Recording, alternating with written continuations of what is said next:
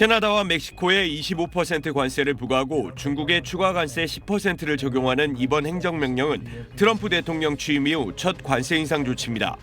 바로 오는 4일부터 캐나다, 멕시코, 중국에서 미국으로 들어오는 제품에 적용합니다.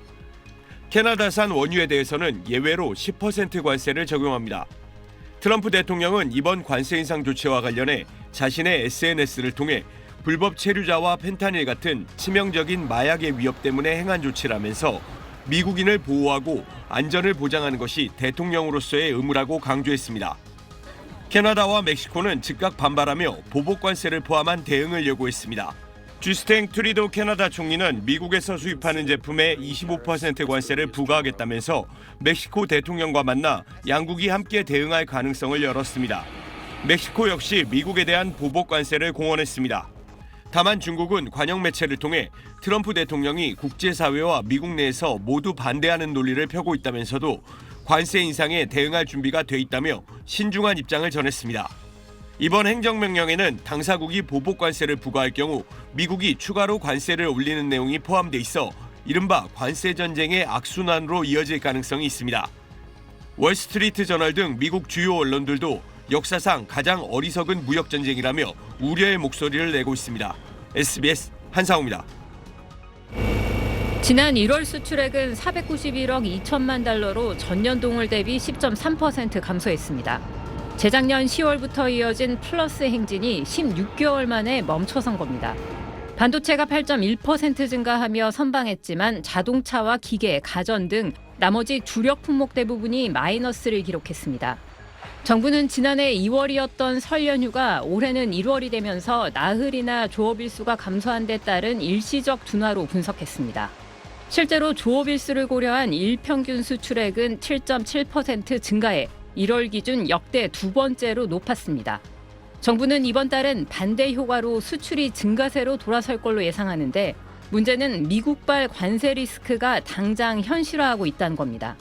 트럼프 대통령은 캐나다와 멕시코의 25%, 중국의 10%의 추가 관세를 2월 1일부터 부과하겠다는 방침을 재확인했습니다. Not a negotiating tool? No, it's not. No, it's a pure economic. We have big deficits with, as you know, with all three of them. 일단 첫 포문의 대상은 3개국에 그쳤지만 우리나라를 포함한 주요 동맹들도 예외가 아닐 거란 관측이 나옵니다. 실제로 트럼프 대통령은 우리의 주력 수출품인 반도체와 철강, 의약품 등에 대해서도 수개월 내 관세 부과 의지를 밝히며 전선 확대를 예고했습니다. 무역 흑자를 많이 보인 한국이라든지 불공정 무역을 보인 중국 같은 국가에 대해서는 좀 더 무역 압박이 좀 있을 것으로 생각이 듭니다. 관세 폭탄의 첫 표적이 된 국가들은 즉각 맞불 관세를 예고하며 통상 환경의 불확실성이 고조되는 상황.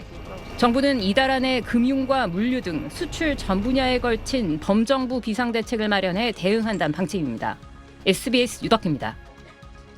상원 인사청문회에 나선 하워드 러트닉 미국 상무장관 후보자가 중국에 가장 높은 관세를 매겨야 하지만 동맹도 예외가 될 수 없다면서 이런 말을 이어갑니다. Our great allies have taken advantage of our good nature, and they, like steel in Japan and appliances in Korea. I mean, they've just taken advantage of us. 그러면서 이 공장들을 미국으로 가져오겠다고 주장했습니다. 하지만 반대로 해외 기업들이 미국의 반도체 공장을 짓는 대가로 이미 받기로 했던 보조금은 재검토가 필요하다고 대답했습니다. I can honor something I haven't read. I would have to read them and analyze them and understand them to commit to that.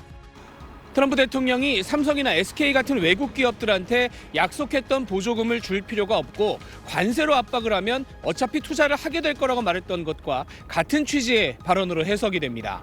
We don't want to give them billions of dollars like this ridiculous program that Biden has. Give everybody billions of dollars. They already have billions of dollars. They're going to build their factory with their own money. 러트닉 후보자는 또 리스용 전기차에 주던 보조금도 없애겠다고 말해서 전기차 매출의 약 40%를 리스 시장에서 거두고 있는 현대차도 겨냥했습니다. 러트닉 장관은 관세를 부과한다고 물가가 오른다는 주장은 말이 안 된다면서 대통령 공약인 보편 관세를 지지하고 수행하겠다는 뜻도 분명히 했습니다. 뉴욕에서 SBS 김범주입니다.